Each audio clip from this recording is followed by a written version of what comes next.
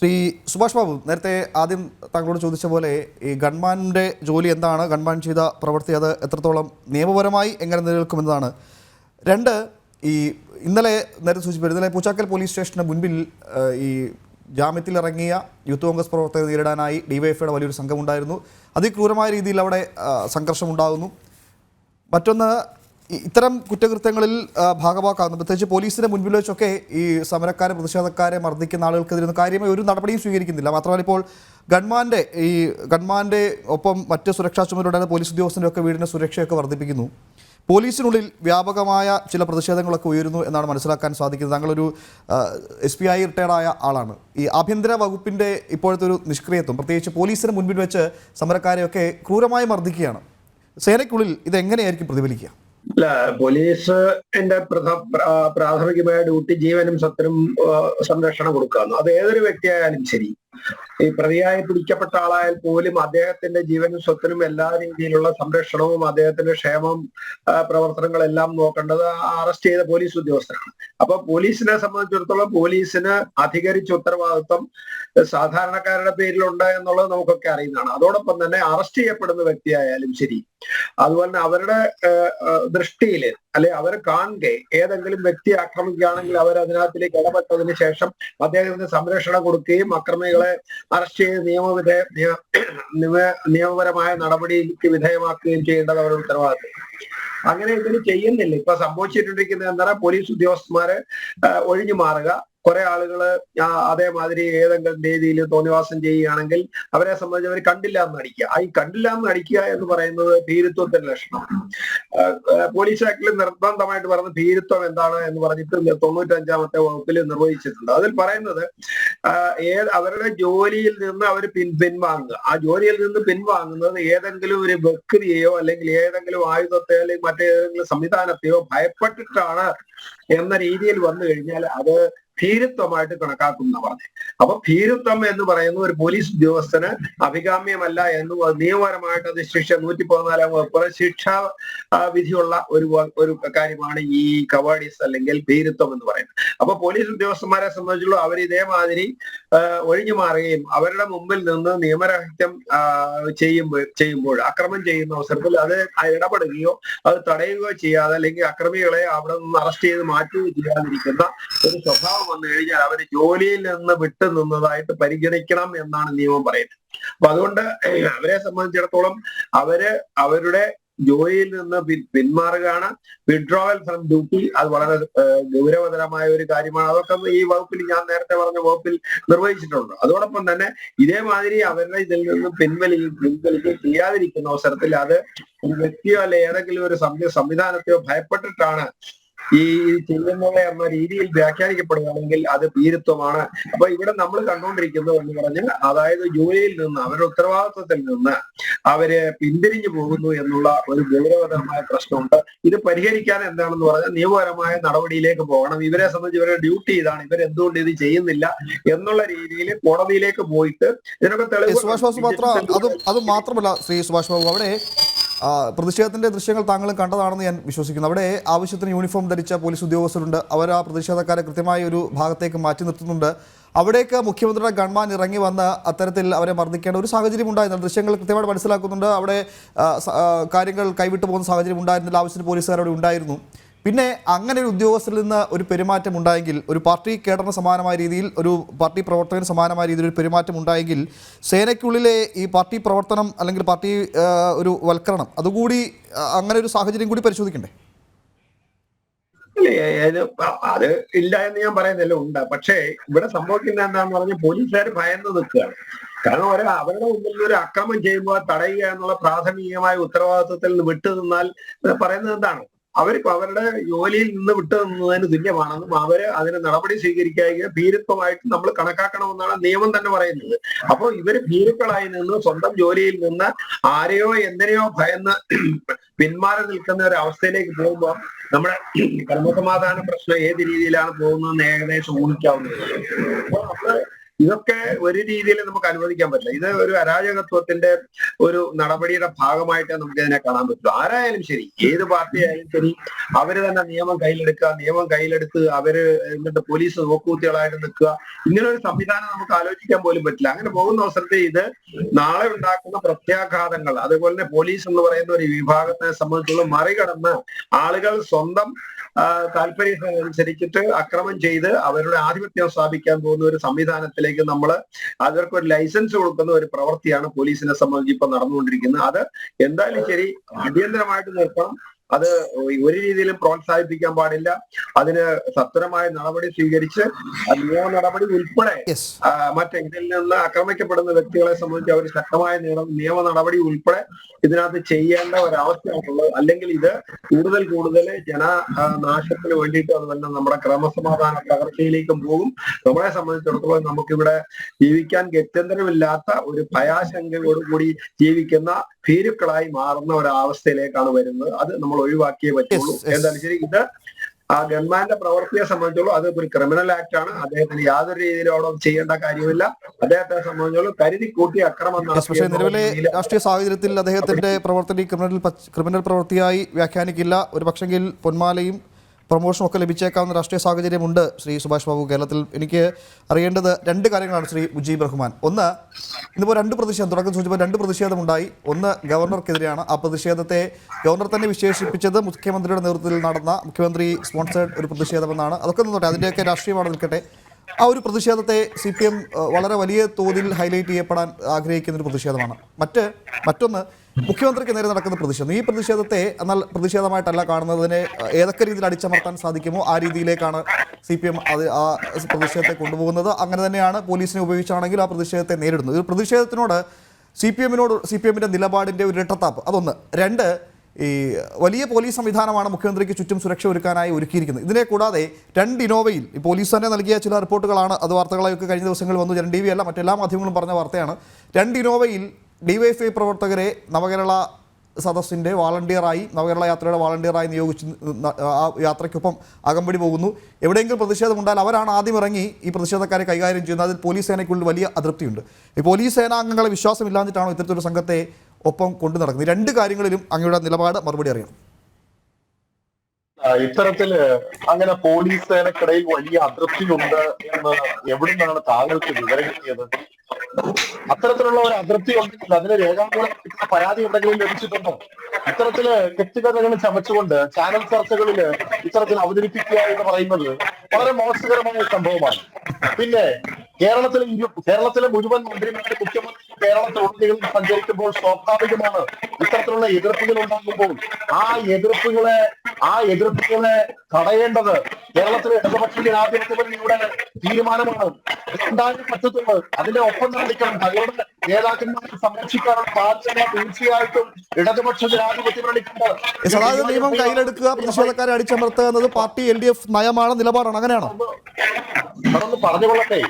തങ്ങളുടെ മന്ത്രിമാരെയും മുഖ്യമന്ത്രിയും ഒക്കെ ചെരിപ്പൂരിക്കുകയും അതേപോലെ തന്നെ ഷൂ വെച്ചെറിഞ്ഞും കൊലപ്പെടുത്താനുള്ള ശ്രമമാണ് നടത്താൻ പോകുന്നതെങ്കിൽ അതിനെ രാഷ്ട്രീയപരമായി നേരിടുവാനുള്ള ഉത്തരവാദിത്വവും ബാധ്യതയും കേരളത്തിൽ ഇടതുപക്ഷ ജനാധിപത്യം വേണ്ടിയിട്ട് പിന്നെ വെറുതെയാണോ കേരളത്തിൽ ഇടതുപക്ഷ ജനാധിപത്യം വേണ്ടിയ രാഷ്ട്രീയ പ്രസ്ഥാനം തങ്ങളുടെ MLA-മാരെയും സംരക്ഷിക്കുവാൻ ബാധ്യതയുണ്ട്.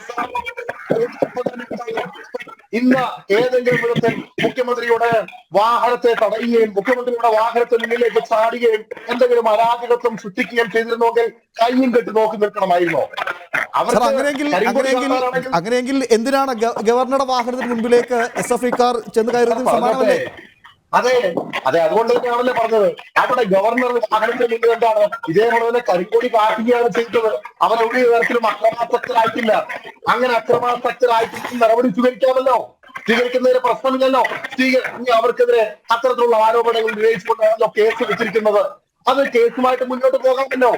അത് ഒരു തരത്തിലും ഏതെങ്കിലും മുഖ്യമന്ത്രിയോ ഗവർണറെയോ അല്ലെങ്കിൽ മന്ത്രിമാരെയോ ഇത്തരത്തിന് ആക്രമിക്കുവാനുള്ള സാധ്യത അത് ഒരു കാരണവശാലും ഇടതുപക്ഷ ജനാധിപത്യ മുന്നണിയുടെ നയമല്ല എന്ന് കൃത്യമായിട്ട് പറഞ്ഞു. പിന്നെ താങ്കൾ ചോദിച്ചു ഗവർണർക്കെതിരായിട്ടുള്ള പ്രതിഷേധം. താങ്കൾ ഹൈക്കോടതിയെ കുറിച്ച് ഏറെ വാചാലനായല്ലോ. ഹൈക്കോടതി ഇങ്ങനെ മുഖ്യമന്ത്രിക്കെതിരെ മന്ത്രിമാർക്കെതിരെ പറയുന്നു. സർ, തുടർച്ചയായി കേരളത്തിലെ ഗവർണർക്കെതിരെ ഹൈക്കോടതി പറഞ്ഞിട്ട് അത് താങ്കൾ മറന്നുപോയോ? അതായത് ഗവർണറുടെ തീരുമാനം ശരിയല്ല എന്നല്ലേ ഏറ്റവും അവസാനമായിട്ട് സെനറ്റിലേക്ക് ABVP-ക്കാരെ RSSകാരെ നോമിനികളായിട്ട് യാതൊരു മാനദണ്ഡവുമില്ലാതെ കുത്തി തിരികെ കയറ്റിക്കഴിഞ്ഞപ്പോൾ അതിനെ സ്റ്റേ ചെയ്തത് താങ്കൾ കണ്ടില്ലേ? ആ സ്റ്റേ ചെയ്തതുമായി ബന്ധപ്പെട്ടുകൊണ്ട് നിങ്ങൾ ചർച്ചയൊന്നും സംഘടിപ്പിച്ചില്ലല്ലോ. കേരളത്തിന്റെ പരമോന്നതമായ നീതിപീഠമാണ് സാർ അത് ഗവർണറുടെ തീരുമാനം തെറ്റായിരുന്നു എന്ന് പറഞ്ഞത്. അതിനെ നാം അതിൻ്റെതായിട്ടുള്ള രീതിയിൽ താങ്കൾ ഉൾക്കൊള്ളണം. അതുകൊണ്ട് തന്നെയാണ് കേരളത്തിലെ വിദ്യാർത്ഥി സംഘടനകൾ ഇതിനെതിരെ ശക്തമായ പ്രതിഷേധവുമായി വന്നിരിക്കുന്നത്. KM ഷാനവാന്റെ യൂത്ത് കോൺഗ്രസുകാരോ KSUക്കാരോ ഒന്നും തന്നെ ഈ പ്രതിഷേധത്തിന്റെ ഭാഗമായി കണ്ടില്ല. അവരെല്ലാവരും ഈ സംഘി ഗവർണറെ 8 രാഷ്ട്രീയ പ്രസ്ഥാനങ്ങൾ മാറി മാറി വന്നിട്ടുള്ള ഈ ഗവർണറെ അദ്ദേഹം ഇപ്പോൾ ഇറങ്ങിത്തിരിച്ചിരിക്കുന്നതിന്റെ ഫലം എന്താണെന്ന് അറിയാമോ? അദ്ദേഹം ഇറങ്ങിത്തിരിച്ചിരിക്കുന്ന അദ്ദേഹത്തിന്റെ ടൈം തീരാറായി.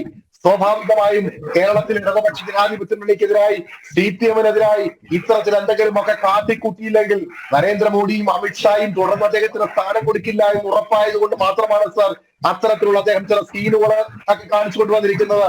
ഇപ്പോൾ മുൻ SP പറഞ്ഞൊരു കാര്യമുണ്ടല്ലോ, പ്രോട്ടോകോളിനെ കുറിച്ച് പറഞ്ഞല്ലോ. സാർ, ഏത് പ്രോട്ടോകോളിലാണ് പറയുന്നത്? ഗവർണറോ അല്ലെങ്കിൽ VIP-കളോ ഇത്തരത്തിൽ യാത്ര ചെയ്യുമ്പോൾ ഒരു തടസ്സമുണ്ടായി കഴിഞ്ഞാൽ അവർ കാറിൽ നിന്ന് വാഹനത്തിൽ നിന്ന് ഇറങ്ങണമെന്ന് പറയുന്നത്? അങ്ങനെ ഇറങ്ങി സീൻ ഉണ്ടാക്കിയതല്ലേ? അത് മാധ്യമങ്ങളുമായി ചേർന്നുകൊണ്ടൊരു സീൻ ഉണ്ടാക്കിയതല്ലേ അത് ചെയ്തത്?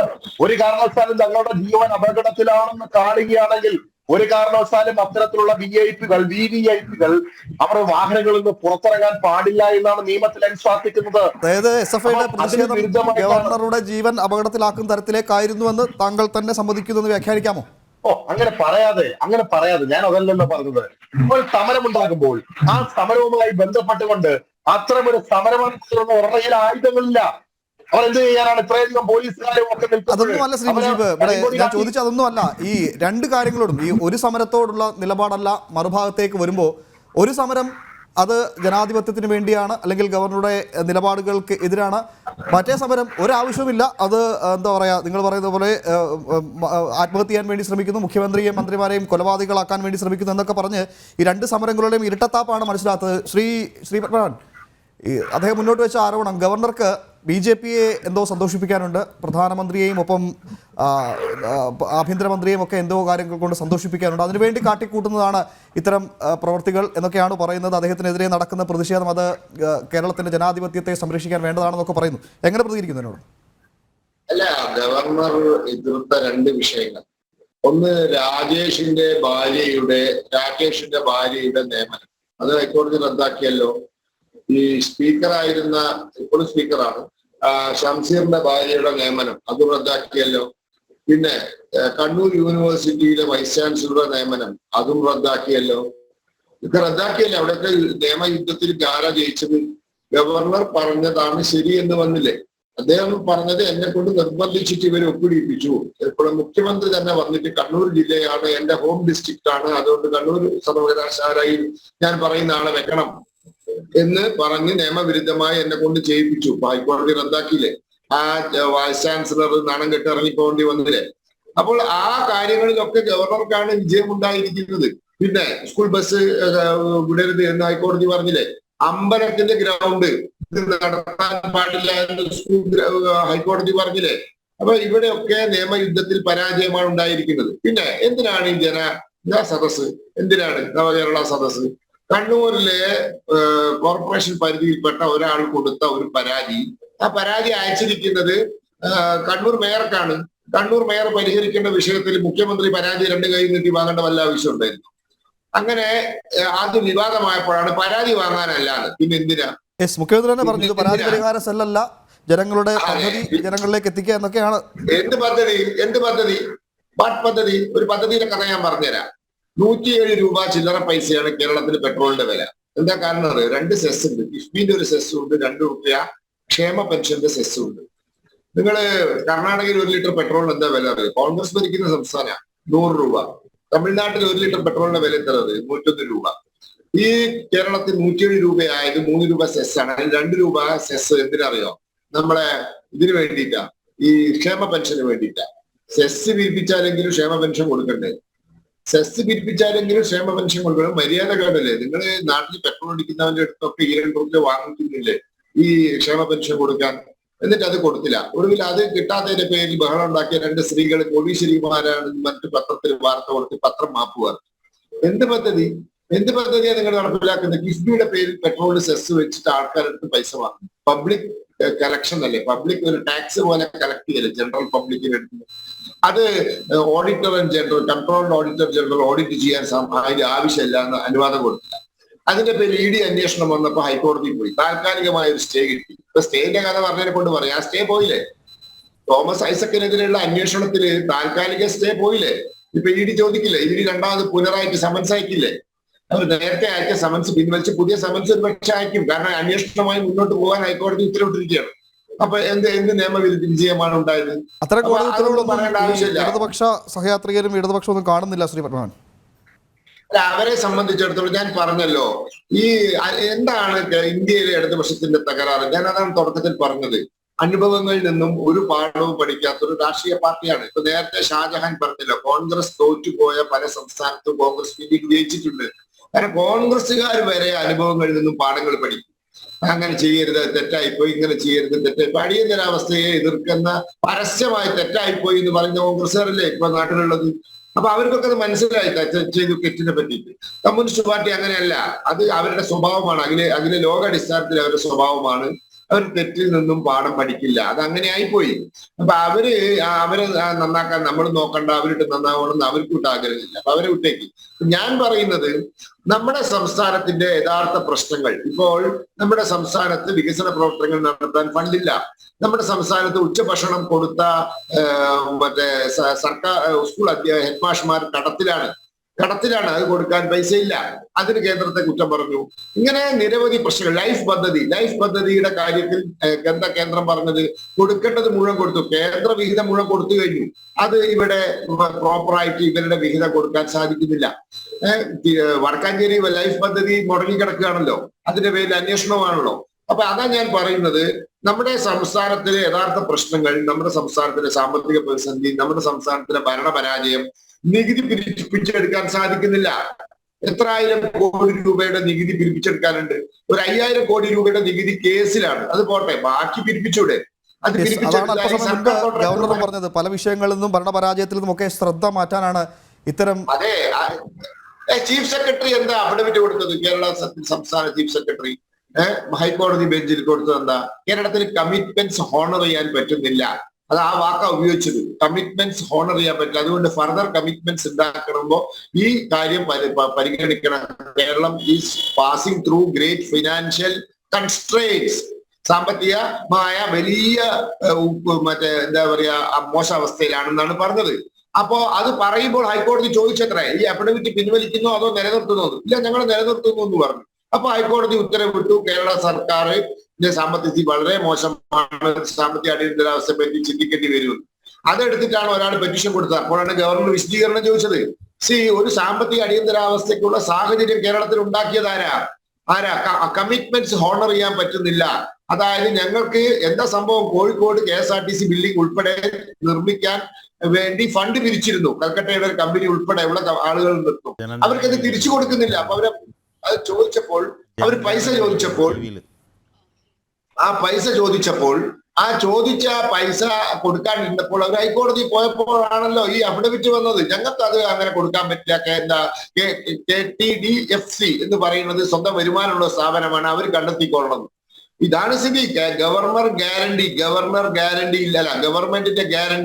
ഗവൺമെന്റിന്റെ ഗ്യാരണ്ടി ഹോണർ ചെയ്യാൻ പറ്റുന്നില്ല. ഇതന്നെയല്ലേ നെല്ല് കൃഷിക്കാരുടെ കാര്യത്തിൽ സംഭവിച്ചത്. ഗ്യാരണ്ടി ഹോണർ ചെയ്യാൻ പറ്റുന്നില്ല. പരിഹാരം കേരള യാത്രയ്ക്ക് തലസ്ഥാനത്ത് എത്തുമ്പോൾ സംഭവിക്കുമെന്നാണ് മുഖ്യമന്ത്രിയും പരിവാരങ്ങളൊക്കെ പറയുന്നത്. Yes, advocate Shri KM Shajahan, 2 കാര്യങ്ങളാണ്. ഒന്ന്, അല്പസമയം മുൻപ് ഇടത് സഹയാത്രികൻ പറഞ്ഞത് പാർട്ടി പ്രവർത്തകരുടെ കടമയാണ് മുഖ്യമന്ത്രിയും മന്ത്രിമാരെയും ഒക്കെ ഇത്തരം പ്രതിഷേധങ്ങളിൽ നിന്ന് സംരക്ഷിക്കുക എന്നത്. സംരക്ഷണം എങ്ങനെയാണെന്ന് കഴിഞ്ഞ കുറച്ചു അല്പസമയം മുൻപ് താങ്കളും ദൃശ്യങ്ങളിൽ കണ്ടു കാണും. ഏത് തരത്തിലാണ് ആ സംരക്ഷണം, രക്ഷാപ്രവർത്തനം ഏത് തരത്തിലാണ് എന്നതൊക്കെ മുഖ്യമന്ത്രി ഭാഷയിൽ പറഞ്ഞാൽ. 2, ഗവർണർ പ്രതികരണവും താങ്കൾ കേട്ടു എന്നാണ് മനസ്സിലാക്കാൻ സാധിക്കുന്നത്. മുഖ്യമന്ത്രിയുടെ സ്പോൺസറാണ് ഈ ഒരു പ്രതിഷേധം. മാത്രമല്ല മറ്റു പല വിഷയങ്ങളും മറച്ചുവെക്കാനാണ് ഈ പ്രതിഷേധം, തനിക്ക് നേരെയുള്ള പ്രതിഷേധം. എല്ലാം തികഞ്ഞ ക്രിമിനലുകളാണ് ഈ പ്രതിഷേധത്തിനു പിന്നിൽ. ഈ 2 കാര്യങ്ങൾ കൂടി ചേർത്ത് വെച്ച് നോക്കിയാൽ എന്താണ് പാർട്ടി പ്രവർത്തകരുടെ കടമ, രണ്ട് ഈ ഗവർണർക്ക് നേരെ നടക്കുന്ന പ്രതിഷേധത്തോടുള്ള ഗവർണറുടെ പ്രതികരണം, ഇവ രണ്ടും കൂടെ ചേർത്ത് വെച്ചാൽ കൃത്യമായി മനസ്സിലാകും എന്താണ് CPM ഒരു നിലപാടെന്ന്. എങ്ങനെ പ്രതികരിക്കുന്നതിനോട് സുഹൃത്തെ, ഈ രണ്ട് കാര്യങ്ങളിൽ ഓരോന്നോരോന്ന് ഞാൻ ഈ അഡ്വക്കേറ്റ് മുജിബുർ റഹ്മാനെ ഞാൻ മറുപടി പറയുന്നില്ല, അത് നോക്കട്ടെ, സമയമുണ്ടെങ്കിൽ നമുക്ക് കുറച്ച് പറയാം. അതായത് ഈ മുഖ്യമന്ത്രിയെ സംരക്ഷിക്കാൻ പാർട്ടിക്കാർക്കാണ് ചുമതല എന്ന് പറയുന്നത് തന്നെ ശുദ്ധ അസംബന്ധമല്ലേ? മുഖ്യമന്ത്രിയെ സംരക്ഷിക്കാനുള്ള ഉത്തരവാദിത്തം എങ്ങനെ പാർട്ടിക്കാർക്കുണ്ടാവുക? മുഖ്യമന്ത്രി എന്ന് പറഞ്ഞാൽ ഒരു ഭരണഘടനാ സ്ഥാപനമല്ലേ? മുഖ്യമന്ത്രി ഒരു കോൺസ്റ്റിറ്റ്യൂഷണൽ അതോറിറ്റി അല്ലേ? ആ കോൺസ്റ്റിറ്റ്യൂഷണൽ അതോറിറ്റിയെ സംരക്ഷിക്കാനുള്ള ബാധ്യത CPM-കാർ ഏറ്റെടുക്കുക എന്ന് പറഞ്ഞാൽ അത് ഭരണഘടനാ വിരുദ്ധമല്ലേ? അത് നിയമവിരുദ്ധമല്ലേ? മുഖ്യമന്ത്രിയെ സംരക്ഷിക്കാനുള്ള ചുമതല ക്രമസമാധാന പാലനത്തിന് ചുമതലയുള്ള പോലീസിനുള്ളതല്ലേ? ആ പോലീസിൻ്റെ ചുമതല CPM എന്നും പറഞ്ഞും DYFI എന്നും പറഞ്ഞും കുറേ ക്രിമിനലുകൾ ഏറ്റെടുക്കുമ്പോൾ അതിനെ നിലയ്ക്ക് നിർത്താനുള്ള ഉത്തരവാദിത്വം ഇവിടുത്തെ പ്രതിപക്ഷത്തിനാണുള്ളത്. ആ പ്രതിപക്ഷം അത് നിർവഹിക്കുന്നില്ല. അടി മേടിക്കുക എന്നുള്ളതാണ് അവരുടെ പ്രധാന പരിപാടി. പക്ഷേ അതിപ്പോൾ ചെറിയ ചെറിയ മാറ്റങ്ങൾ അതിനകത്ത് കാണുന്നുണ്ട്. അപ്പോൾ അതുകൊണ്ട് മുഖ്യമന്ത്രിയെ സംരക്ഷിക്കാനുള്ള ചുമതല CPM-നുണ്ട് എന്ന് ആരെങ്കിലും പറഞ്ഞിട്ടുണ്ടെങ്കിൽ, അത് മുജീബ് റഹ്മാനോ അല്ലെങ്കിൽ ആരെങ്കിലുമൊക്കെ പറഞ്ഞിട്ടുണ്ടെങ്കിൽ അത് ഭരണഘടനാ വിരുദ്ധമാണ്. CPM-ൻ്റെ സംസ്ഥാന സെക്രട്ടറിയെ സംരക്ഷിക്കാൻ CPM-കാർക്ക് ബാധ്യത ഉണ്ടെന്ന് പറഞ്ഞാൽ അത് അംഗീകരിച്ചു തരാം. കാരണം അയാൾ പാർട്ടിയുടെ സെക്രട്ടറിയാണ്, അയാൾക്ക് സർക്കാരുമായിട്ട് യാതൊരു ബന്ധവുമില്ല. സർക്കാരിലാണെങ്കിൽ അത് മുഖ്യമന്ത്രിയാണ്. മുഖ്യമന്ത്രിയെ സംരക്ഷിക്കാനുള്ള ചുമതല CPM-കാരെ ഏറ്റെടുത്തു കഴിഞ്ഞാൽ അത് അത് അത് നിയമവിരുദ്ധമാണെന്നും ഭരണഘടനാ വിരുദ്ധമാണെന്നും പറയാനുള്ള ഉത്തരവാദിത്വം പ്രതിപക്ഷത്തിനാണ്. പക്ഷേ തല്ലുകൊണ്ട് കിടക്കലാണ് അവരുടെ പ്രധാന പരിപാടി. അവർ ചെറുതായിട്ട് ഇപ്പോൾ മാറി തുടങ്ങിയിട്ടുണ്ട് കേട്ടോ, അത് കാണാതിരിക്കരുത് നമ്മൾ. പക്ഷേ അവർ ചെറുതായിട്ട് മാറിയിട്ടുണ്ട്. അപ്പോൾ അതുകൊണ്ട് മുജീബ് റഹ്മാനോ ആരെങ്കിലുമൊക്കെ ഏതെങ്കിലുമൊക്കെ റഹ്മാന്മാർ ഇതുപോലെ മുഖ്യമന്ത്രിയെ സംരക്ഷിക്കാൻ പാർട്ടിക്ക് ബാധ്യതയുണ്ടെന്ന് പറഞ്ഞു കഴിഞ്ഞാൽ അത് ശുദ്ധ അസംബന്ധവും നിയമവിരുദ്ധവും ഭരണഘടന. അതിൽ മറ്റൊരു കാര്യം കൂടെ ഉണ്ട് ശ്രീ KM ഷാജഹാൻ. അന്ന് ആഭ്യന്തരമന്ത്രി കൂടിയാണ് മുഖ്യമന്ത്രി ഭരിക്കുന്ന ആഭ്യന്തര വകുപ്പിനെ, പോലീസിനെ വിശ്വാസമില്ലാഞ്ഞിട്ടാണ് രണ്ട് ഇന്നോവ നിറച്ച് പാർട്ടി പ്രവർത്തകരെ ഒപ്പം അയക്കുന്നതെന്നൊക്കെ വലിയ പ്രചരണമുണ്ട്. അല്ല, അതാണ് അതങ്ങനെ ഞാനതിനോട് യോജിക്കുന്നു. ഞാനതിലേക്ക് ഞാൻ പോകുന്നില്ല. രണ്ട്, ഗവർണർ പറഞ്ഞത് 150% ശരിയല്ലേ? ഗവർണറുടെ പിന്നെ എൻറ്റൂറേജ്, അതായത് ഗവർണർ സഞ്ചരിക്കുന്ന വാഹനം, ആ വാഹനത്തിൻ്റെ കണ്ണാടിച്ചിലെ പോയി ഇടിക്കുകയാണ് കുറേ അലവലാദികൾ, കുറേ SFI ക്രിമിനലുകൾ. അയാളുടെ വണ്ടിയുടെ ചില്ലേ പോയി ഇടിക്കുകയാണ്. ഇനി അവരെ കൊണ്ടുവന്നാരാന്നറിയാവോ? മുജീബുർ റഹ്മാനെ അവരെ കൊണ്ടുവന്ന പോലീസാണ്. അറിയാവോ നിങ്ങൾക്ക്? അവർ ഗവർണറുടെ വണ്ടിയുടെ ചില്ലിലെല്ലാം ചവിട്ടി പൊളിച്ചിട്ട് തിരിച്ചു പോയത് എങ്ങനെയാണെന്ന് മുജീബ് റഹ്മാൻ അറിയാവോ? അവർ പോലീസിൻ്റെ ജീപ്പയിലാണ് പോയത്. ഇതെന്തുവാണ് എൻ്റെ മുജീബ് റഹ്മാനെ? ഇവിടെ ഒരു ഭരണഘടനയില്ലേ? ഇവിടെ ഒരു നിയമ സംവിധാനം ഇല്ലേ? കുറേ അലവലാതി പിള്ളേർ വന്നിട്ട് കേരളത്തിലെ ഏറ്റവും പ്രധാനപ്പെട്ട ഒരു ഭരണഘടനാ സ്ഥാപനമായിട്ടുള്ള ഗവർണറുടെ വണ്ടിയുടെ ചില്ലേ പോയി ഇടിക്കുകയാണ്. എന്നിട്ട് അവന്മാർ ഇന്ന് കോഴിക്കോട് എന്താ ചെയ്തതെന്ന് മുജീബുർ റഹ്മാൻ അറിയാവോ? കേരളത്തിൻ്റെ ഗവർണർ ആരിഫ് മുഹമ്മദ് 6:30-ക്കാണ് വരുന്നത്. ആ അലവലാതി കുറെ ചെറുക്കന്മാർ 4-4:30 മുതൽ അവിടെ കിടന്ന് തുണിയും പറിച്ച് സമരം ചെയ്തിട്ട് വാലും ചുരുട്ടി ഓടിപ്പോയി. അറിഞ്ഞായിരുന്നോ മുജീബുർ റഹ്മാൻ? ചിലപ്പോൾ ചാനലിൽ കയറിയുന്നതുകൊണ്ട് ചിലപ്പം അറിഞ്ഞിട്ടുണ്ടാവില്ല. എന്നിട്ട് ഇപ്പോൾ സർവകലാശാലയ്ക്ക് പുറത്ത് കിടന്നുകൊണ്ട് മുദ്രാവാക്യം വിളിക്കുക. അവർ സർവകലാശാലയിൽ ഗവർണറെ കയറ്റില്ലെന്നല്ലേ മുജീബുർ റഹ്മാനെ പറഞ്ഞത്? ഇപ്പോൾ ഗവർണർ എവിടെയാണ് ഉള്ളത്? ഗവർണർ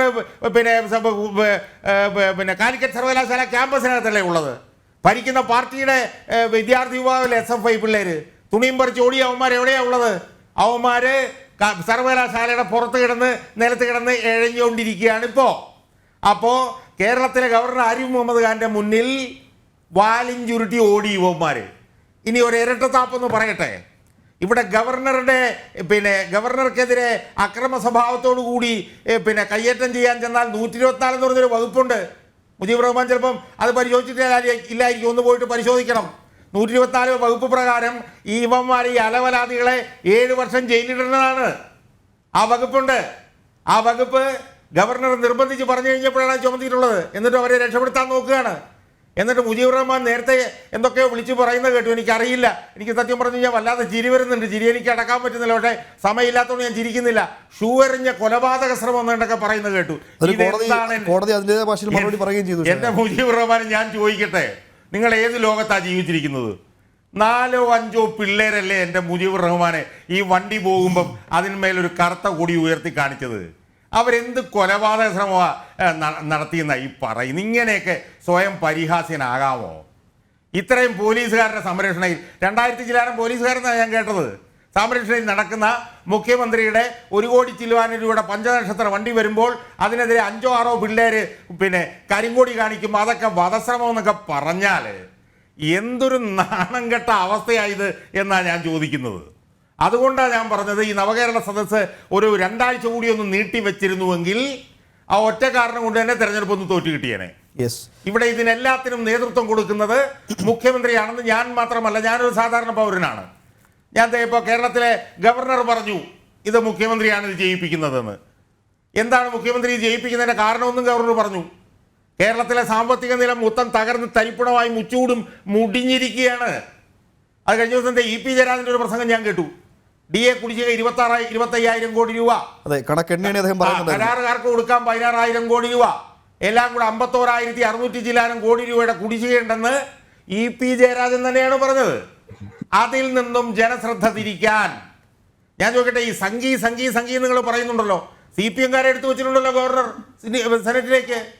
അതെന്താ നിങ്ങൾ കാണാത്തത്? ആ ലിസ്റ്റ് കൊടുത്തത് മുഖ്യമന്ത്രിയാണെന്ന് അദ്ദേഹം പ്രതികരിച്ചിട്ടുണ്ട്. പിന്നെ സംഘി എന്ന് പറയുമ്പോഴത്തേക്ക് ഒറ്റ കാര്യം മാത്രം പറഞ്ഞുകൊണ്ട് ഞാൻ അവസാനിപ്പിച്ചോളാം. നിങ്ങൾ ഈ സംഘി എന്ന് പറഞ്ഞിട്ടാണല്ലോ ഇപ്പോൾ സമരം നടത്തുന്നത്. അതായത് കേന്ദ്രത്തിലെ BJP-യുടെ മുന്നണിയിലെ അംഗമാണ് HD ദേവഗൗഡ. എനിക്ക് തോന്നുന്നു ആ പാർട്ടിയിലാണോ മുജീബ് റഹ്മാൻ എന്ന് എനിക്കറിയില്ല. HD ദേവഗൗഡ കേന്ദ്രത്തിലെ മോഡിയുടെ മുന്നണിയിലെ ഒരു ഘടകകക്ഷിയാണ്. മോഡി മുന്നണിയിലെ ഘടകകക്ഷിയായിട്ടുള്ള ജനതാദളിലെ ആ ജനതാദൾ എവിടെയാ കേരളത്തിൽ മുജീബ് റഹ്മാനെ ഇരിക്കുന്നത്? ആ ജനതാദൾ കേരളത്തിൽ ഇരിക്കുന്നത് പിണറായി വിജയന്റെ മടിയിലല്ലേ?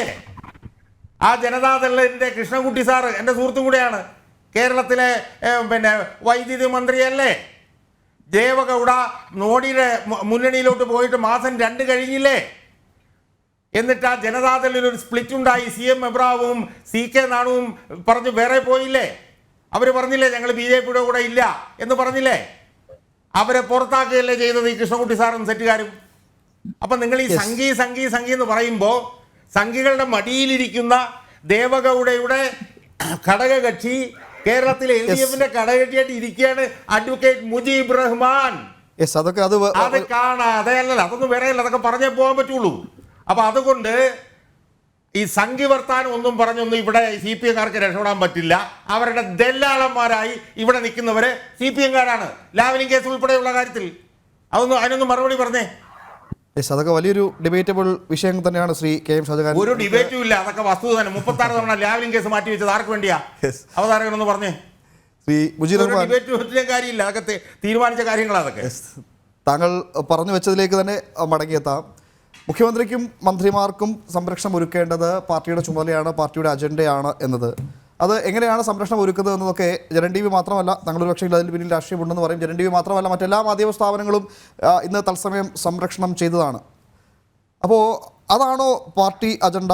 അതായത് ആഭ്യന്തര വകുപ്പിനെ, പോലീസിനെ വിശ്വാസമില്ലാത്തത് കൊണ്ട് ഇത്തരത്തിൽ സുരക്ഷ ഒരുക്കി തങ്ങളൊപ്പം നടക്കണം എന്നതാണോ പാർട്ടി അജണ്ട? 2, ഗവർണർ പറഞ്ഞ ഗുരുതരമായ ചില ആരോപണങ്ങളുണ്ട്. താങ്കൾ നേരത്തെ പറഞ്ഞതുപോലെ കോടതിയിൽ നിന്ന് ഗവർണർക്ക് മാത്രമല്ല, ഗവർണർക്കുണ്ടായതിനേക്കാൾ കൂടുതൽ തിരിച്ചടി മുഖ്യമന്ത്രിക്കും സർക്കാരിനും ഒക്കെ ലഭിച്ചിട്ടുണ്ട്. അല്പസമയം മുൻപ് മുഖ്യമന്ത്രി പറഞ്ഞത് താൻ മാത്രമല്ല, മുഖ്യമന്ത്രി എഴുതി തന്ന പട്ടിക കൂടി താൻ അംഗീകരിച്ചിട്ടുണ്ട്, അത് നോമിനേറ്റ് ചെയ്തിട്ടുണ്ട് എന്ന്. എങ്ങനെ പ്രതികരിക്കുന്നു ഈ 2 കാര്യങ്ങളും? അല്ല, ഗവർണർ എന്ന് പറയുന്ന ആള് മുഖ്യമന്ത്രി അങ്ങ് പറയുമ്പോഴും അതിനനുസരിച്ച് മാത്രം പ്രവർത്തിക്കേണ്ട ഒരാളാണ്. അങ്ങനെ മുഖ്യമന്ത്രി പറഞ്ഞിട്ട് അവിടെയാണല്ലോ ഇവിടുത്തെ ഏറ്റവും പ്രധാനപ്പെട്ട വിഷയം എന്ന് പറയുന്നത്. ഇവിടെ സുപ്രീം കോടതി അത് റദ്ദാക്കിയെങ്കിൽ അവിടെ എന്താണ് സുപ്രീം കോടതിയിൽ സംഭവിച്ചതെന്ന് എല്ലാവർക്കും മനസ്സിലാക്കാവുന്ന കാര്യമാണ്. ഗവർണറുടെ ഒരു ഉത്തരവ്, ഗവർണർ ഇവിടെ ഒരു ഉത്തരവ് വെക്കിട്ട് പറയുകയാണ് അതെന്നെ ഇങ്ങനെ മുഖ്യമന്ത്രി പറഞ്ഞതുകൊണ്ട് 5 തവണ വന്ന് കണ്ട് പറഞ്ഞതുകൊണ്ടാണ്. അതൊന്നും അംഗീകരിക്കാത്തതാണല്ലോ ശ്രീ മുജീബ് റഹ്മാൻ ഗവർണർക്കെതിരായ നിങ്ങളുടെ പ്രശ്നം. ഒന്ന് പറഞ്ഞോട്ടെ. അവിടെ ചെന്നിട്ട് സുപ്രീം കോടതിയിൽ തിരിച്ചൊരു സത്യവാങ്മൂലം കൊടുക്കുക മുഖ്യമന്ത്രി പറഞ്ഞിട്ടാണെന്ന്.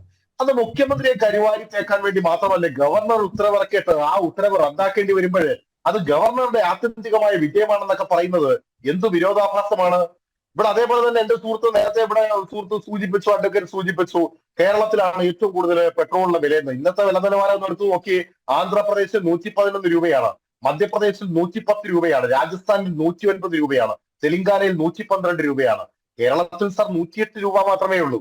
അപ്പം അതേപോലെ തന്നെ ഇവിടെ ഇപ്പൊ ദേവഗൌഡയെ സംബന്ധിച്ച ഒരു കാര്യം സൂചിപ്പിച്ചു. ദേവഗൌഡ അവിടെ BJPയുമായി ചേർന്നുകൊണ്ടാണ് നിൽക്കുന്നത്. ഇവിടെ ദേവഗൌഡയുടെ പാർട്ടിക്കാരായിട്ടുള്ള താങ്കൾക്ക് അറിയാമല്ലോ, അവരുടെ സംസ്ഥാന കമ്മിറ്റി ഒരു തീരുമാനമെടുത്തത് താങ്കൾ കണ്ടില്ലേ? ദേവഗൌഡയുമായിട്ടുള്ള ബന്ധം ഞങ്ങൾ ഉപേക്ഷിക്കുകയാണ്, ഒരു കാരണവശാലും ഞങ്ങൾ BJPയുമായി ചേർന്നുകൊണ്ട് ആ അലയൻസിൽ നിൽക്കുവാൻ ഞങ്ങൾ തയ്യാറല്ല. പിന്നെ ഒരു രാഷ്ട്രീയ പാർട്ടി ആവുമ്പോൾ സ്വാഭാവികമായും അവർക്ക് അവരുടെ കമ്മിറ്റികളും കാര്യങ്ങളും ഒക്കെ കൂടി തീരുമാനമെടുത്തിട്ട് മാത്രമേ കാര്യം അയോഗ്യതയുടെ പ്രശ്നങ്ങളൊക്കെ വരുമെന്നുള്ളത് കൊണ്ട് അതിൻ്റെതായിട്ടുള്ള രീതിയിൽ തീരുമാനമെടുക്കേണ്ടിയിരിക്കുന്നു. അവർ എഴുതി തള്ളിയില്ലേ? എന്തായാലും കൃഷ്ണൻകുട്ടി പറഞ്ഞു, അങ്ങയുടെ സുഹൃത്താണെന്ന് പറഞ്ഞാൽ മന്ത്രി കൃഷ്ണൻകുട്ടി പറഞ്ഞോ ഞങ്ങള് ദേവഗൌഡയ്ക്കൊപ്പമാണ് എന്ന് പറഞ്ഞോ? ഇല്ലല്ലോ. അവിടെ പുറത്താക്കി എന്ന് പറയുന്നത് ഒന്ന് പറഞ്ഞോട്ട് സുഹൃത്തെ, ഒന്ന് പറഞ്ഞോട്ട്. അവിടെ പറഞ്ഞത് എന്താണ്? ദേവഗൌഡയുമായിട്ട് ഞങ്ങൾക്ക് യാതൊരു തരത്തിലുള്ള ബന്ധവുമില്ല, ഞങ്ങൾ അവരുടെ തീരുമാനത്തിനോടൊപ്പം നിൽക്കുന്നില്ല എന്ന് തുറന്നു പറഞ്ഞില്ലേ? പുറത്തു വന്നിട്ടുണ്ടോ? ആർജവത്തോടു കൂടി അവർ അതെ തീർച്ചയായിട്ടും പറഞ്ഞല്ലോ. അതെ, അത് അവരുടെ സംസ്ഥാന കമ്മിറ്റി കൂടി തീരുമാനമെടുത്ത കാര്യം പുറത്തു വന്നല്ലോ. അവര് കൃത്യമായി പറഞ്ഞല്ലോ. ശ്രീ മുജീബ് അതവിടെ നിൽക്കട്ടെ, ഞാൻ പറഞ്ഞല്ലോ അത് നമുക്ക് മറ്റൊരു വലിയ ഡിബേറ്റബിൾ വിഷയമാണ്, അതിലേക്ക് പോകുക. അതിന് മുൻപ് താങ്കൾ തന്നെ പറഞ്ഞു വെച്ചതാണ്, ഇപ്പോൾ ഈ വോളണ്ടിയറായി ഇതിനൊപ്പം പാർട്ടി പ്രവർത്തകരെ അയക്കേണ്ടതും സംരക്ഷണം ഒരുക്കേണ്ടതും പാർട്ടി നയമാണ്, പാർട്ടി നിലപാടാണ് എന്നത്. അത് തന്നെയാണോ? അത് പാർട്ടി നിലപാടാണോ പാർട്ടി നയമാണോ എന്നാണ് അറിയേണ്ടത്. അങ്ങനെയെങ്കിൽ ആഭ്യന്തര വകുപ്പിന്റെ ഈ വലിയ പോലീസ് സംവിധാനങ്ങളെ വിശ്വാസം ഇല്ലാഞ്ഞിട്ടാണോ പാർട്ടി സംവിധാനങ്ങളെ ഇതിനൊപ്പം 2 ഇന്നോവയിൽ അയക്കുന്നത്? അങ്ങനെ ഇത് താങ്കളല്ലേ ഇന്നോവയുടെ കാര്യങ്ങളൊക്കെ താങ്കളാണ് ഇവിടെ പറഞ്ഞത്. അല്ല, ഇന്ന് ദൃശ്യങ്ങൾ സഹിതമാണ് വാർത്ത വന്നത്. ആ ദൃശ്യങ്ങളിൽ കാണിച്ചിരിക്കുന്ന എന്താണ്? ദൃശ്യങ്ങളിൽ കാണിച്ചിരിക്കുന്ന പോലീസ് ഉദ്യോഗസ്ഥർ തന്നെയാണ്. അവർ നവകേരള സദസ്സിന്റെ ഭാഗമായിട്ട് മുഖ്യമന്ത്രിക്കും മന്ത്രിമാർക്കും അകമ്പടി സേവിച്ചുകൊണ്ട് പോകുന്നതാണ്. പിന്നെ പാർട്ടിക്കാര് ഇത്തരത്തിൽ നിയമം കയ്യിലെടുത്തുകൊണ്ട് വഴിനീള ഷൂ എറിഞ്ഞും അവയെ ആക്രമിക്കുവാനുള്ള ശ്രമങ്ങളാണെങ്കിൽ ഇടതുപക്ഷ ജനാധിപത്യ മുന്നണി അതിനെ ഇന്നത്തെ കാര്യമല്ലല്ലോ, അന്ന് ഷൂ എറിഞ്ഞല്ലോ. നിങ്ങൾ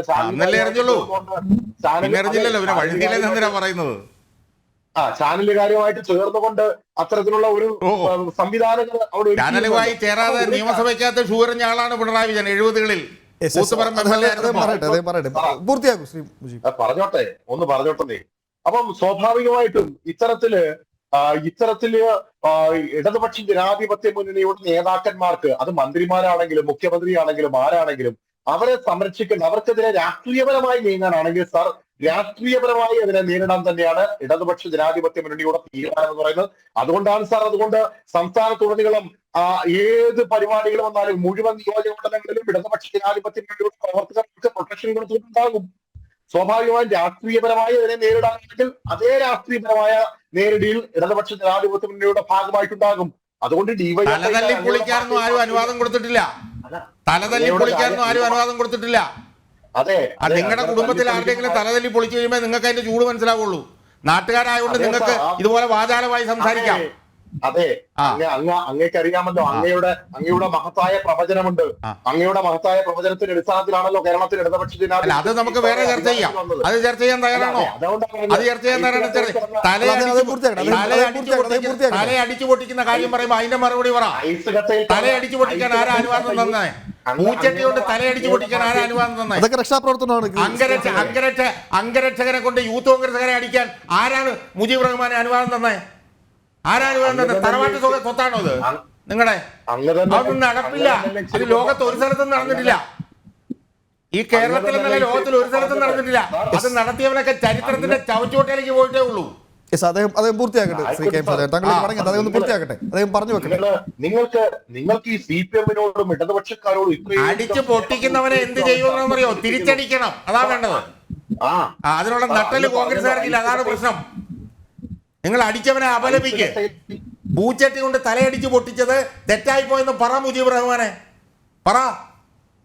പറ നിങ്ങൾ. അത് ശരിയാണോ? സാർ അങ്ങ് തന്നെയല്ലേ മാനസുമായിട്ട് ഇങ്ങനെ ഇരുന്നാൽ ഇങ്ങനെയാ? അങ്ങ് തന്നെയല്ലേ പറഞ്ഞ ഐസ് കട്ടയിൽ കിടന്ന യൂത്ത് കോൺഗ്രസ്സുകാരെ ഇത്രയും പുനർജീവിപ്പിച്ചത് നന്ദി. നന്നായി. അത് അതെ, ഞാൻ അതാ പറയുന്നത്. അവര് തിരിച്ചടിക്കണം. ഞാൻ പറയുന്നത് അവര് തിരിച്ചടിക്കണം. അങ്ങ് രണ്ട് സ്ഥലത്ത് കൂടെ പൂച്ചട്ടി കൊണ്ട് തിരയടിച്ചു പൊട്ടിച്ചത് ശരിയോ? സാറ് അത് പറഞ്ഞില്ലേ? അല്ല, പൂച്ചട്ടി കൊണ്ട് അടിച്ചു പൊട്ടിച്ചത് ശരിയാണോ? ഇടതുപക്ഷ സാർ രാഷ്ട്രീയപരമായി രാഷ്ട്രീയപരമായിട്ടല്ല, പൂച്ചട്ടി കൊണ്ട് തലയടിച്ചു പൊട്ടിച്ചത് ശരിയാണോ? അദ്ദേഹം പറയട്ടെ. സാർ ഞാനിപ്പോ 5 തവണ ചോദിച്ചില്ലേ? 5 തവണ ചോദിച്ചില്ലേ? ഒന്ന് ചോദിച്ചോട്ടെ. മറുപടി പറ. ഇടതുപക്ഷ ജനാധിപത്യ മുന്നണിയുടെ നേതാക്കന്മാരെയോ മന്ത്രിമാരെയോ തെരുവിൽ കൈകാര്യം ചെയ്യാനായിട്ട് തെരുവിൽ കൈകാര്യം ചെയ്ത ആരും തെരുവിൽ കൈകാര്യം ചെയ്തില്ല. രണ്ട് കഷ്ണം തുണി ഇറങ്ങിയതേ ഉള്ളൂ. ആരാ തെരുവിൽ കൈകാര്യം ചെയ്തത്? ഇനി തെരുവിൽ കൈകാര്യം ചെയ്താൽ അതിന് തിരിച്ച് കൈകാര്യം ചെയ്യേണ്ടത് പോലീസാണ്, അല്ല CPM-ന്റെ പണിയല്ല. CPM-ന് ഒന്നും ചെയ്യാൻ അനുവാദമില്ല. ആരാ തെരുവിൽ കൈകാര്യം ചെയ്തത്? രണ്ട് കറുത്ത തുണി ഇറങ്ങിയല്ലേ ചെയ്തത്. അതെങ്ങനെ തെരുവിൽ കൈകാര്യം ചെയ്യുന്നത്? നിങ്ങളാണ് തെരുവിൽ കൈകാര്യം ചെയ്തത്. ഉമ്മൻചാണ്ടിയുടെ നെഞ്ചത്തേക്ക് കല്ലെറിഞ്ഞവരും നിങ്ങളാണ്. ഉമ്മൻചാണ്ടി, നിങ്ങളാണ് മുഖ്യമന്ത്രിയെ തെരുവിൽ കൈകാര്യം ചെയ്തവർ. നിങ്ങളാണ് നിയമസഭയ്ക്കകത്ത് ഷൂ എറിഞ്ഞവർ. എന്നിട്ട് നിങ്ങൾ പറഞ്ഞ് വന്ന് വലിയ വേദോപദേശം പറയുന്നു. സുഹൃത്തെ, ഇതെന്തുവാ ഇത്? ഇതൊക്കെ നിങ്ങളൊക്കെ അധികാരത്തിന്റെ ശീതള ഛായയിൽ ചാഞ്ഞിരിക്കുന്നവരാണ്. അതുകൊണ്ട് നിങ്ങൾക്കൊന്നും പ്രശ്നമില്ല. അടി കൊള്ളുന്നവരാണ് അവന്റെ തലയോട്ടി പൊട്ടുന്നത്. മനസ്സിലായോ നിങ്ങൾക്ക്? SB മുജീറമ്മ, ഇന്നലെ നടന്ന പ്രതിഷേധങ്ങളൊക്കെ ശ്രദ്ധിച്ചാൽ മനസ്സിലാകും. മുഖ്യമന്ത്രിയുടെ വാഹനം അത് ബസ്സാണ്, അത് വളരെ ദൂരം മുന്നോട്ട് പോകുന്നുണ്ട്. ഈ പ്രതിഷേധക്കാർക്കൊന്നും അദ്ദേഹത്തിന്റെ അടുത്തേക്ക് എത്താൻ സാധിച്ചില്ല. പ്രതിഷേധക്കാർക്ക് പോയിട്ട് അപേക്ഷ നൽകാൻ എത്തുന്നവർക്കും അദ്ദേഹത്തിന്റെ അടുത്തേക്ക് എത്താൻ സാധിക്കുന്നില്ല എന്നൊരു യാഥാർത്ഥ്യം ഉണ്ടാവുന്ന നിൽക്കട്ടെ. ഈ പ്രതിഷേധക്കാർക്കൊന്നും അദ്ദേഹത്തിന്റെ അടുത്തേക്ക് എത്താൻ സാധിച്ചിരുന്നില്ല. അവിടെ അദ്ദേഹത്തിൻ്റെ വാഹനം കടന്നു പോകുമ്പോൾ ഈ ഷാജഹാൻ സൂചിപ്പിച്ച പോലെ ഏതാനും കരിങ്കൊടി ഉയർത്തിക്കാട്ടിയുള്ള പ്രതിഷേധം മാത്രമാണ് ഉണ്ടായത്. മറ്റ് അതിക്രമങ്ങളിലേക്കൊന്നും അത് കടന്നില്ല. പിന്നീട് അവിടെ കണ്ടത് കൂട്ടം ചേർന്നിട്ടുള്ള അടിയാണ്. നേരത്തെ പറഞ്ഞ പോലെ ചെടിച്ചട്ടി കൊണ്ട് തലക്കടിക്കുക, ഹെൽമെറ്റ് കൊണ്ട് അടിക്കുക, ചവിട്ടുക, രണ്ട് കാലില്ലാത്ത ഒരു യൂത്ത് കോൺഗ്രസ്. കോതമംഗലത്ത് 5-6 യൂത്ത് കോൺഗ്രസ് പിള്ളേരെ പിന്നെ കരിങ്കൊടി കാണിച്ചപ്പോണ്ടല്ലോ ചവിട്ടി തൊഴിച്ച് കനാലിലേക്കായിട്ട്, അറിയാമോ നിങ്ങൾക്ക്? ഒരു കനാലിലേക്ക്. അതൊന്നും നിങ്ങൾക്ക് കുഴപ്പമില്ല, കാരണം നിങ്ങളുടെ ശരീരത്തിലല്ല കൊള്ളുന്നത്. പക്ഷെ ഞാനൊരു പൊതുപ്രവർത്തകൻ എന്നുള്ള നിലയിലുണ്ടല്ലോ, അവർ കനാലിൽ വീഴുമ്പോൾ ഞാൻ കനാലിൽ വീണ പോലെ എനിക്ക് തോന്നുന്നു. അതുകൊണ്ടാണ് അതാണ് മുജീർ റഹ്മാൻ, അത്തരം പ്രവർത്തികളാണ്. അതാണ് ഈ മുഖ്യമന്ത്രി വീണ്ടും ന്യായീകരിക്കുന്നത്. താൻ കണ്ടില്ല, താൻ കണ്ടത് യൂണിഫോം ഇട്ട പോലീസുകാരെ മാത്രമല്ല രക്ഷാപ്രവർത്തനമാണ് നടക്കുന്നതൊക്കെ പറഞ്ഞ് മുഖ്യമന്ത്രി ന്യായീകരിക്കുന്ന അദ്ദേഹം ഇടതുപക്ഷത്തിന് മാത്രം മുഖ്യമന്ത്രിയല്ല, കേരളത്തിന് മുഴുവൻ മുഖ്യമന്ത്രിയാണ്. മുഴുവൻ പൗരന്മാരുടെയും ക്ഷേമവും സുരക്ഷയും ഒക്കെ ഉറപ്പാക്കേണ്ട ആളാണ്. അദ്ദേഹത്തിന്റെ ഭാഗത്തു നിന്നാണ് ഇത്തരം പ്രതികരണങ്ങൾ വരുന്നത്. അദ്ദേഹത്തിൽ നിന്ന് മറ്റെന്തെങ്കിലും കൂടുതലായി സമൂഹം പ്രതീക്ഷിക്കുന്നുണ്ടോ എന്നതൊക്കെ മറ്റു ചോദ്യമാണ്. എന്നാൽ പോലും അതിനെയൊക്കെ ന്യായീകരിക്കുകയാണ്. അതാണ് അംഗീകരിക്കാൻ കഴിയാത്തത്. അല്ല, തീർച്ചയായിട്ടും നിങ്ങള് ഒരു കേരളത്തിന്റെ മന്ത്രിമാരും മുഖ്യമന്ത്രിയും ഒക്കെ ജനങ്ങളിലേക്ക് ഇറങ്ങിച്ചെല്ലുന്ന വളരെ മഹത്തായ ഒരു പരിപാടിയുമായിട്ട് ഇറങ്ങിത്തിരിച്ച് ഇത്രയധികം ജനപിന്തുണ കിട്ടി കേരളത്തിലെ 104 നിയമസഭാ മണ്ഡലങ്ങളിലൂടെ 10,000-കണക്കിന് ആൾക്കാരെ കാണുകയും കേൾക്കുകയും അവരുടെ പരാതികളും അവരുടെ പ്രശ്നങ്ങളിലും ഒക്കെ ഇടചേർന്നുകൊണ്ട് ഇഴുകിച്ചേർന്നുകൊണ്ട് നടക്കുന്ന ഒരു പരിപാടി.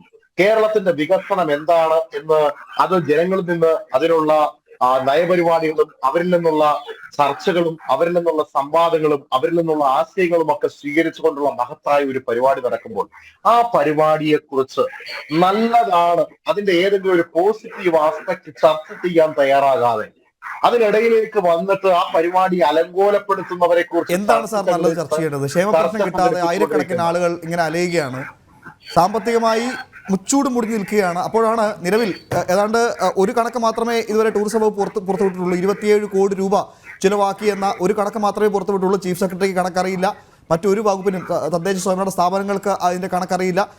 ആകെ പുറത്തുവിട്ടത് വിനോദസഞ്ചാര വകുപ്പ് മാത്രമാണ്. 27 കോടി രൂപ തങ്ങൾ അനുവദിച്ചിട്ടുണ്ട് എന്ന ഒരു ഉത്തരവ് മാത്രം വന്നത്. ഇത്തരം സാമ്പത്തിക പ്രതിസന്ധി അതിരൂക്ഷമായിരിക്കുമ്പോൾ ജനങ്ങളിലേക്ക് ഇറങ്ങിച്ചെല്ലുന്ന പേരിൽ ഈ 27 കോടി രൂപയോളം, അത് അത്രയും അല്ല മുടക്കിയത്, ഒരു വകുപ്പിന്റെ മാത്രമാണ്. അതൊക്കെയാണ് ഇതിലെ വിരോധാഭാസമായി ചൂണ്ടിക്കാട്ടപ്പെടുന്നത്. ഇവിടെ കേരളത്തിന്റെ സാമ്പത്തിക സ്ഥിതിയെ സംബന്ധിച്ച് വളരെ വാചാലനാണെന്ന് അങ്ങ് കേന്ദ്രത്തിന്റെ സാമ്പത്തിക സ്ഥിതിയെ കുറിച്ച് ഇന്നേവരെ വാചാലനായി കണ്ടിട്ടുണ്ടോ? കേന്ദ്രത്തിന്റെ അവസ്ഥ എന്താണ്? കേന്ദ്രം സംസ്ഥാനങ്ങൾക്ക് തരേണ്ട ബാധ്യതകള്, ഇന്ത്യയിലെ ഏറ്റവും കൂടുതൽ സംസ്ഥാനങ്ങൾക്ക് കടപ്പെട്ടിരിക്കുന്നത് ഇന്ത്യയിലെ കേരളത്തിലാണ് ഏറ്റവും കൂടുതൽ സർക്കാർ. ശ്രീ നിർമ്മലാ സീതാരാമൻ കേരളത്തിലെത്തി വീണ്ടും എണ്ണി പറഞ്ഞിട്ടുണ്ട് മറുപടി. അല്ല, അതുകൊണ്ടാണല്ലോ ഞാൻ പറഞ്ഞു വരുന്നത്. ആ നിർമ്മലാ സീതാരാമൻ പറഞ്ഞത് തന്നെയാണ് പറയുന്നത്. അതിന് കൃത്യമായ കണക്കുകളും കാര്യങ്ങളുമായിട്ട് കേന്ദ്ര ഗവൺമെന്റിന് മുന്നിൽ അവതരിപ്പിച്ചിട്ട് അതിന്മേൽ യാതൊരു നടപടിയും സ്വീകരിക്കാതെ കേരളത്തിന് അർഹതപ്പെട്ട വിഹിതം തരാതെ, അത് GST ഉൾപ്പെടെയുള്ള കേരളത്തെ ഏത് ലോകത്ത് നിങ്ങൾക്ക് എന്തെങ്കിലും ഒരു കണക്കൊന്ന് പറയാമോ? നിങ്ങൾക്ക് എന്തെങ്കിലും ഒരു കണക്കൊന്നും പറഞ്ഞുതരാമോ? അതിന് ഇപ്പൊ 2000 കോടി രൂപ ഇന്നലെ അനുവദിച്ചു.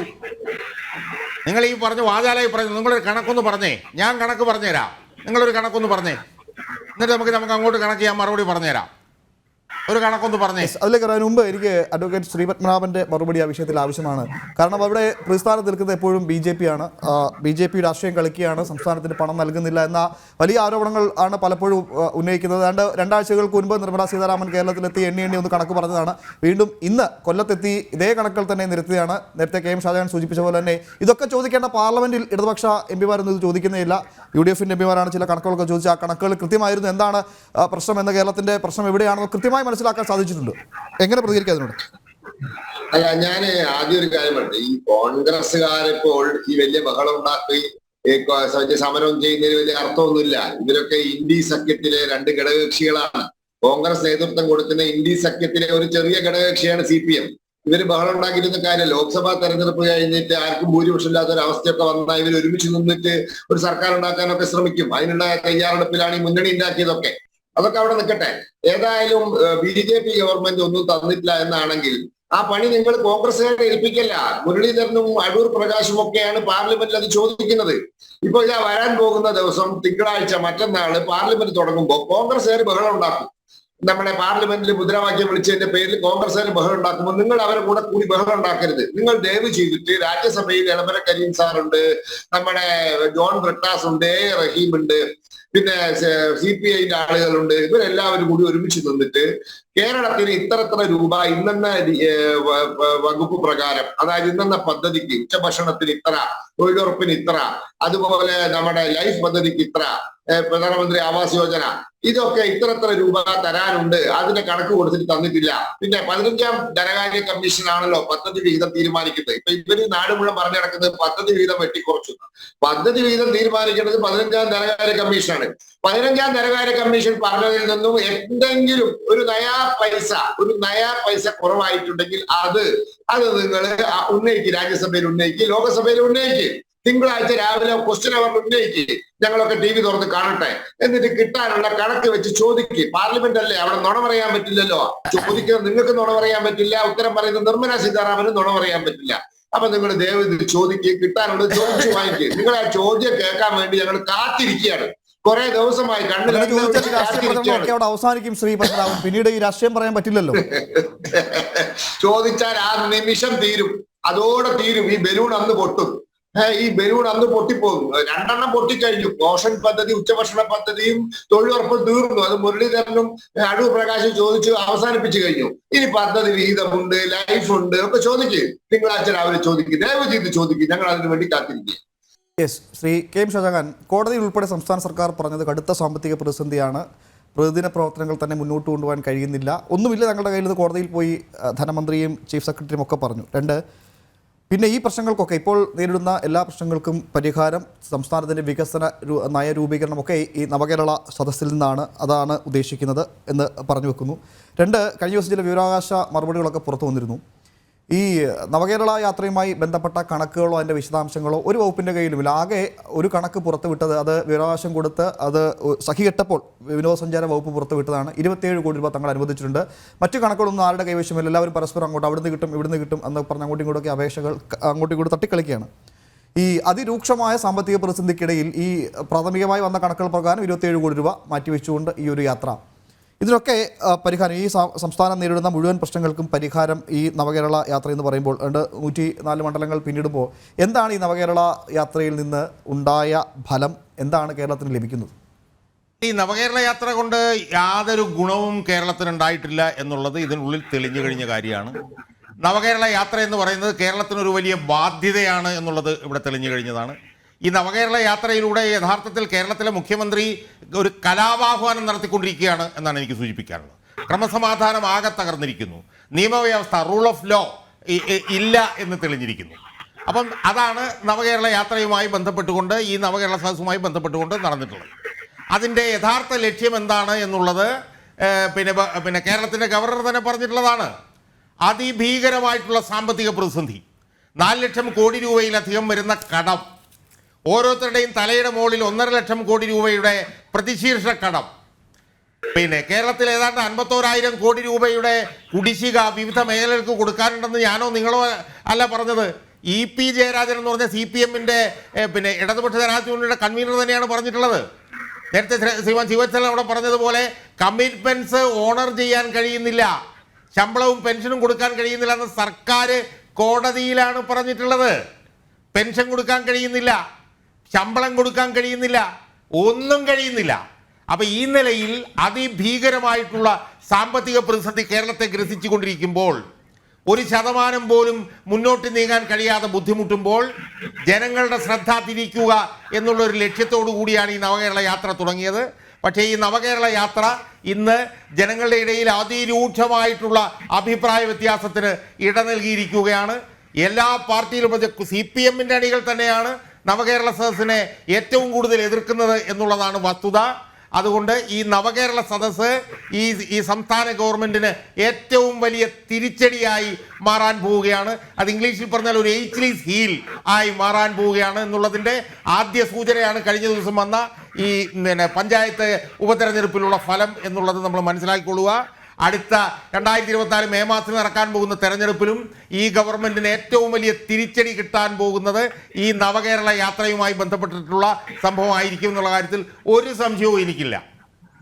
ആ കാര്യം പക്ഷേ മുഖ്യമന്ത്രിക്കും പാർട്ടി പ്രവർത്തകർക്കുമൊന്നും മനസ്സിലായിട്ടില്ല എന്നാണ് ശ്രീ KM ഷാജഹാൻ പ്രതീക്ഷിക്കേണ്ടത്. കാരണം ഇങ്ങ് തലസ്ഥാനത്തെത്തി സമാപിക്കുമ്പോഴേക്കും എല്ലാ പ്രശ്നങ്ങൾക്കും പരിഹാരം കാണും, ഒരു ഈസി വോക്ക് ഓവർ വരുന്ന ലോക്സഭാ തെരഞ്ഞെടുപ്പിൽ നേടുമെന്നതൊക്കെ ലക്ഷ്യം വെച്ചാണ് നവകേരള യാത്ര മുന്നോട്ട് പോകുന്നത്.